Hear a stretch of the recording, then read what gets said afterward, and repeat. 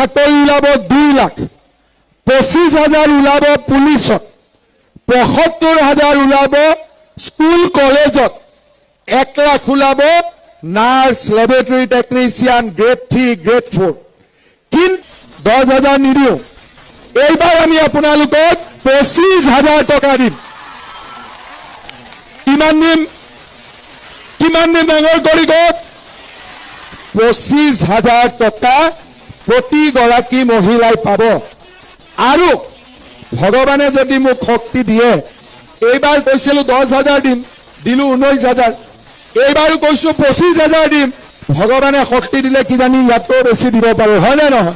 অৰুণোদয় আঁচনি প্ৰত্যেক সমষ্টিতে আমি যদি আৰু 2-3 হাজাৰ অৰুণোদয় দি দিওঁ, তেতিয়াহ'লে সকলোৱে পাই যাব। আমাৰ চৰকাৰী চাকৰি ওলাব 2 লাখ, 25,000 ওলাব পুলিচত, 75,000 ওলাব স্কুল কলেজত, 1 লাখ ওলাব nurse, laboratory technician, grade 3, grade 4। কিন্তু ল'ৰা ছোৱালীয়ে যদি নাৰ্ছ নপঢ়ে, নাৰ্ছৰ চাকৰি ক'ৰ পৰা পাব? যদি ল'ৰা ছোৱালীয়ে BEd নপঢ়ে, শিক্ষকৰ চাকৰি কেনেকৈ পাব? দুখীয়া ঘৰৰ দেউতাক মাকে ইমান টকা ফিজ দি ল'ৰা ছোৱালীক পঢ়াব নোৱাৰে। নিযুত মইনা, নিযুত বাবু অকণমান কষ্ট কমিছে, কিন্তু এইবাৰ আমি 1 খোজ আগত যাব খুজিছোঁ। এইবাৰ আমি সিদ্ধান্ত লৈছোঁ যে ল'ৰা ছোৱালীৰ পঢ়োৱাৰ দায়িত্ব সম্পূৰ্ণৰূপে চৰকাৰে ল'ব। দেউতাক মাকে টকা পইচা খৰচ কৰিব নালাগে। 2 লাখ চাকৰি, মহিলালৈ উদ্যমিতা, ৰেচনত মিঠাতেল, চাহ বাগিচাৰ শ্ৰমিকলৈ মাটি, ঘৰ, বাগিচাৰ মজদুৰি, আমাৰ প্ৰতিখন গাঁৱতে গৃহহীন লোকক ঘৰ আৰু ল'ৰা ছোৱালীৰ পঢ়োৱাৰ দায়িত্ব।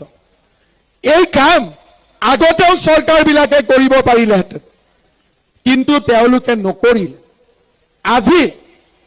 আজি তেওঁলোকক আমি ক'ব খুজিছোঁ যে নহয়, ৰাইজৰ কাৰণে যদি আমি কাম কৰোঁ, ৰাইজে আমাক আশীৰ্বাদ দিয়ে, ৰাইজে আমাক মৰম কৰে। আশীৰ্বাদ যাত্ৰাৰ সময়ত মই যেতিয়া বিভিন্ন জেগাত গৈছিলোঁ, কিছুমান মানুহে মৰম কৰে আৰু কিছুমান মহিলাই মনতে ভাল পাই মোক চুমা খাই দিয়ে। তেতিয়া কংগ্ৰেছবিলাকে কয় যে হিমন্ত বিশ্ব শৰ্মা কিয় চুমা খায়? হাৰে, মোক চুমা আইতাই খায়, মায়ে খায়, ভণ্টিয়ে খায়, বাইদেৱে খায়। কিয় খায়? কাৰণ তেওঁলোকৰ কাৰণে দিনে ৰাতিয়ে মই পৰিশ্ৰম কৰিছোঁ। মই লুনি ধুতি ৰাজনীতি কৰা নাই। নিযুত মইনা, নিযুত বাবু যি ছোৱালী কলেজ ইউনিভাৰ্চিটিত নগ'লহেঁতেন, আজি আমাৰ চৰকাৰৰ কাৰণে সেই ল'ৰা ছোৱালী কলেজ ইউনিভাৰ্চিটিত গৈছে। যি ল'ৰা ছোৱালী দেউতাক মাকে চব্জি বিক্ৰী কৰি আছিল, ৰিক্সা চলাই আছিল, আজি ACS অফিচাৰ হৈছে এই বিজেপি চৰকাৰখনৰ কাৰণে। আমাক মৰম নকৰি কাক মৰম কৰিব? কালি যদি কাম নকৰোঁ, কালি যদি 2 লাখ চাকৰি দিম বুলি নিদিওঁ, মহিলাসকলক 25,000 দিম বুলি নিদিওঁ, মোক গালিও পাৰিব। কিন্তু দিলে মৰম কৰিব নে নকৰিব? 5 বছৰত চব ৰাস্তা পকী হৈ যাব লাগিব। আমাৰ অসমখনটো ইমান ধনী প্ৰদেশ নহয়, পৰ্যায়ক্ৰমে আমি কৰি যাব লাগিব। আৰু আমি যিবিলাক কাম কৰিলোঁ, তাক অসমৰ মানুহে কল্পনাও কৰিব পৰা নাছিল যে আমাৰ মৰমৰ ৰাজ্যখন ইমান আগবাঢ়ি যাব পাৰে। আমি আন্দোলন কৰিছিলোঁ যে ডিব্ৰুগড়ৰ পৰা যোৰহাটৰ ৰাস্তা কেতিয়া ভাল হ'ব, কিন্তু আমি কল্পনা কৰিব পৰা নাছিলোঁ যে ডিব্ৰুগড়ৰ পৰা যোৰহাটৰ ৰাস্তা ভালো হ'ব আৰু মৰাণৰ হাইৱেত প্লেন নামিব। তাক আমি কেতিয়াও কল্পনা কৰিব পৰা নাছিলোঁ।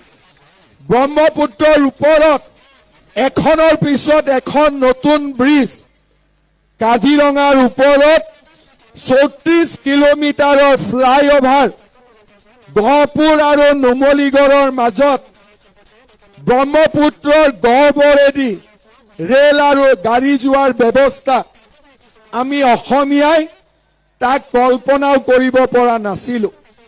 মই যেতিয়া যোৱা নিৰ্বাচনৰ সময়ত মই ৰাইজক কৈছিলো, ৰাইজ বিজেপি দলত ভোট দিয়ক, আমি 1 লাখ ল'ৰা ছোৱালীক চৰকাৰী চাকৰি দিম। মানুহে মোক হাঁহিছিলে যে ই ক'ৰ পৰা ওলালে 1 লাখ চাকৰি দিব, মিটিঙত মিছা কথা ক'ব, চৰকাৰৰ দৰমহা দিব পইচা নাই, চৰকাৰে ধাৰত পোত গৈ আছে, 1 লাখ চাকৰি ক'ৰ পৰা দিব। মই একো কোৱা নাছিলো, কাৰণ মই বিশ্বাস কৰো টেলিভিছনত যুক্তি তৰ্ক কৰিলে আমি আমাৰ উদ্দেশ্যত উপনীত হ'ব নোৱাৰো। আমি কাম কৰিব লাগিব, নিষ্ঠাৰে সৈতে কাম কৰিব লাগিব, আৰু আমি যদি কাম কৰো আমি আমাৰ লক্ষ্যত উপনীত হ'ব পাৰিম। শ্ৰদ্ধাৰ ৰাইজ, মই অসমৰ ৰাইজক কৈছিলো আমাৰ চৰকাৰ আহক, আমি 1 লাখ চৰকাৰী চাকৰি দিম। কিন্তু 5 বছৰ মই পূৰ্ণ 10,000ও পালে আৰু 9,000ও পালে। এইবাৰ আমি আপোনালোকক 10,000 নিদিওঁ, এইবাৰ আমি আপোনালোকক 25,000 টকা দিম। কিমান দিম ডাঙৰ কৰি কওক? 25,000 টকা প্ৰতিগৰাকী মহিলাই পাব। আৰু ভগৱানে যদি মোক শক্তি দিয়ে, এইবাৰ কৈছিলো 10,000 দিম, দিলো 19,000, এইবাৰো কৈছো 25,000 দিম। ভগৱানে শক্তি দিলে কিজানি ইয়াতকৈ বেছি দিব পাৰো, হয় নে নহয়? অৰুণোদয় আঁচনি প্ৰত্যেক সমষ্টিতে আমি যদি আৰু 2-3 হাজাৰ অৰুণোদয় দি দিওঁ, তেতিয়াহ'লে সকলোৱে পাই যাব। আমাৰ চৰকাৰী চাকৰি ওলাব 2 লাখ, 25,000 ওলাব পুলিচত, 75,000 ওলাব স্কুল কলেজত, 1 লাখ ওলাব nurse, laboratory technician, grade 3, grade 4। কিন্তু ল'ৰা ছোৱালীয়ে যদি নাৰ্ছ নপঢ়ে, নাৰ্ছৰ চাকৰি ক'ৰ পৰা পাব? যদি ল'ৰা ছোৱালীয়ে BEd নপঢ়ে, শিক্ষকৰ চাকৰি কেনেকৈ পাব? দুখীয়া ঘৰৰ দেউতাক মাকে ইমান টকা ফিজ দি ল'ৰা ছোৱালীক পঢ়াব নোৱাৰে। নিযুত মইনা, নিযুত বাবু অকণমান কষ্ট কমিছে, কিন্তু এইবাৰ আমি 1 খোজ আগত যাব খুজিছো।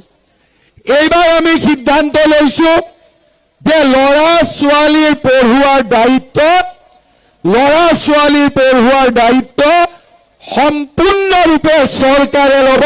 দেউতাক মাকে টকা পইচা খৰচ কৰিব নালাগে। 2 লাখ চাকৰি, মহিলালৈ উদ্যমিতা,